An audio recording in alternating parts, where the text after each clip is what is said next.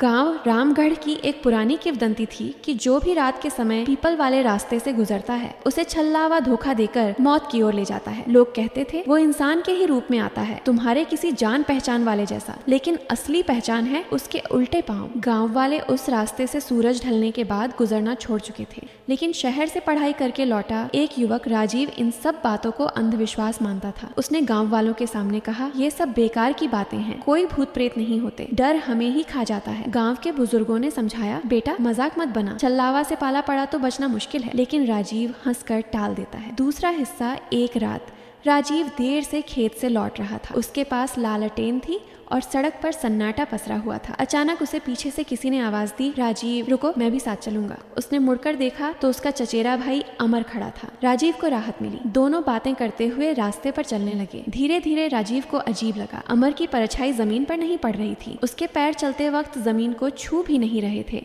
और हवा में अचानक गंधक जैसी बदबू फैल गई थी। राजीव का माथा ठंडे पसीने से भीग गया। उसने ध्यान से देखा, अमर के पैर उल्टे थे। राजीव कांप गया, लेकिन डर छुपाने की कोशिश की। अचानक अमर हंसने लगा। हंसी इंसान जैसी नहीं बल्कि लोहे को घसीटने जैसी थी। वह बोला, राजीव आज तेरा सफर यहीं खत्म होगा, तू मेरा शिकार है। तीसरा हिस्सा। आतंक का चरम।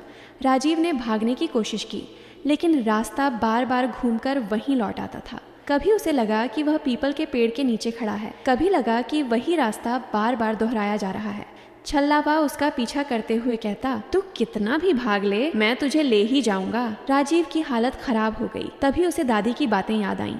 बुराई का मुकाबला डर से नहीं विश्वास से होता है। जब कभी छल्लावा सामने आए तो भगवान का नाम लेना। राजीव ने आंखें बंद की और जोर से मंत्र बोलने लगा, AUM नमः शिवाय, AUM नमः शिवाय। अचानक तेज आंधी चली। छल्लावा चीखते हुए धुएं में बदल गया। पूरा जंगल कांप उठा। राजीव जमीन पर गिरा और सुबह गाँव वालों ने उसे बेसुध हालत में पाया। सच्चाई और सीख। होश आने पर राजीव ने सबको सच्चाई बताई। वह बोला, मैंने भूत प्रेत को कभी नहीं माना था, लेकिन आज मैंने देखा और समझा कि डर असली है, लेकिन उससे बड़ा असली है आस्था और सच्चाई की ताकत। उस दिन से राजीव कभी भी गांव वालों की मान्यताओं का मजाक नहीं उड़ाता, बल्कि लोगों को समझाने लगा कि डर से हारो मत, विश्वास और नेक दिल इंसान को कोई बुरी ताकत नुकसान नहीं पहुंचा सकती। सीख। बुरी ताकतें हमेशा इंसान के डर और घमंड का फायदा उठाती हैं।